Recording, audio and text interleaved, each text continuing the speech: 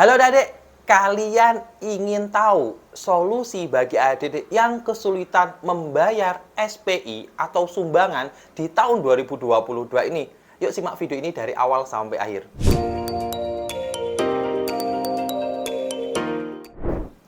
Halo adik, assalamualaikum warahmatullahi wabarakatuh dan salam jumpa kembali lagi di channel Dari Kampus yang tentunya inspiratif, akuratif, dan edukatif. Halo adik kelas 12 SMA maupun SMK di seluruh Indonesia, bagaimana kabarnya hari ini? Semoga kalian diberi kesehatan, dimudahkan rezekinya, dan tentunya tetap semangat meraih kampus impian kalian di tahun 2022 ini. Amin amin ya robbal alamin. Baik, pada kesempatan kali ini Dari Kampus akan membahas seputar 3 solusi alternatif ketika adik-adik ingin mengangsur SPI atau sumbangan di berbagai perguruan tinggi negeri, khususnya di seleksi mandiri tahun 2022. Dan ternyata ada tata caranya ya adik.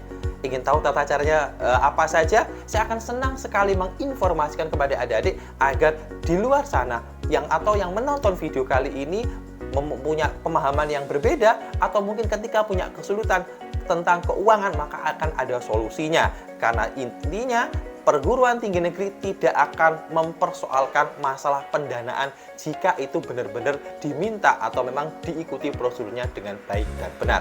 Yuk simak video ini dari awal sampai akhir agar adik-adik mendapatkan informasi secara utuh dan menyeluruh.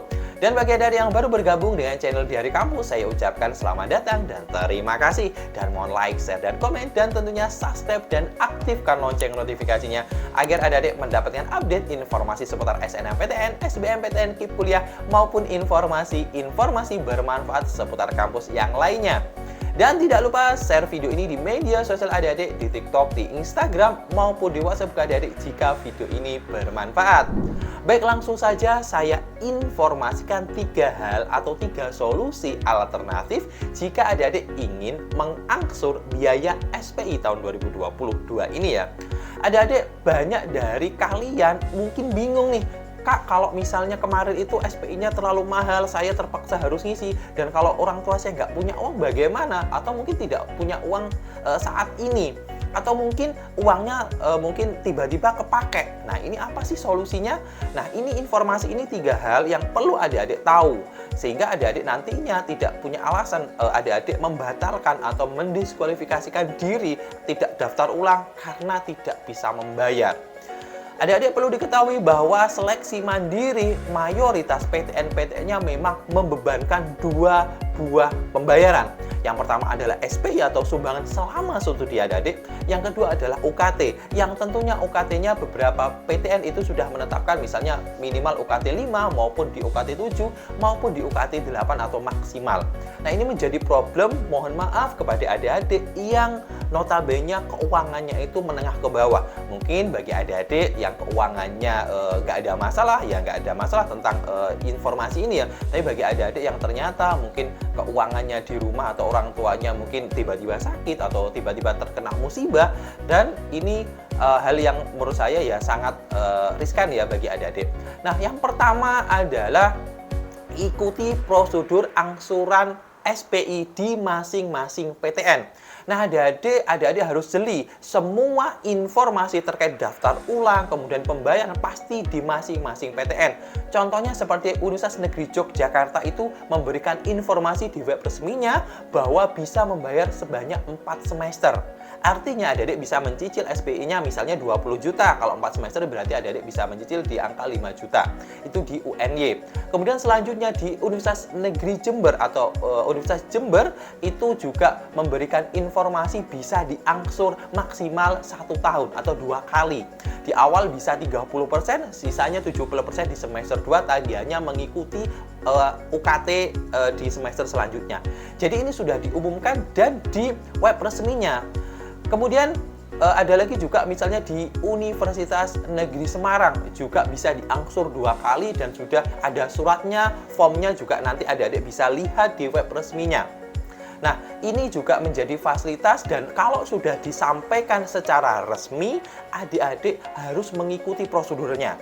Entah itu prosedurnya harus mencari surat keterangan tidak mampu dan sebagainya, yang penting diikuti prosedurnya kalau itu disampaikan secara resmi ya adik-adik.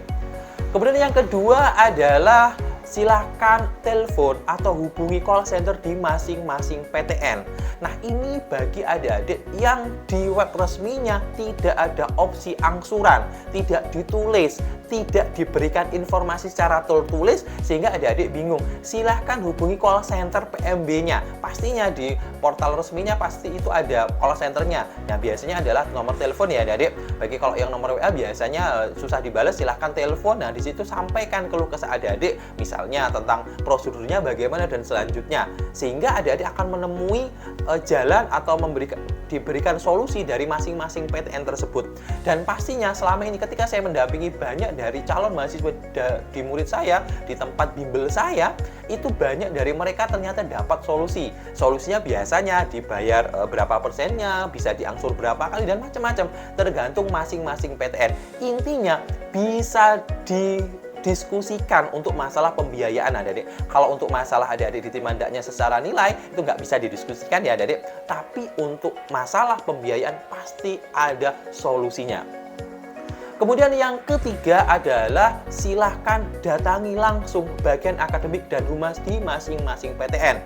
Nah, jadi kalau misalnya orang tuanya memang mentok nggak punya biaya ketika periode daftar ulang mau berakhir, dan saran saya untuk mengurusi ini jangan sampai lewat dari periode pendaftaran ulang.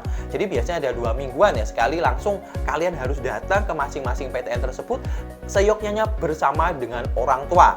Dan yang paling penting, silahkan bawa surat keterangan tidak mampu, kalau perlu adik-adik daftar KIP kuliah. Meskipun di PTN tersebut tidak menyelenggarakan KIP kuliah di seleksi mandiri. Silahkan nanti ketika datang tanyakan ke satpam atau di bagian orang-orang yang ada di kampus tersebut, di bagian akademiknya atau di humasnya di mana.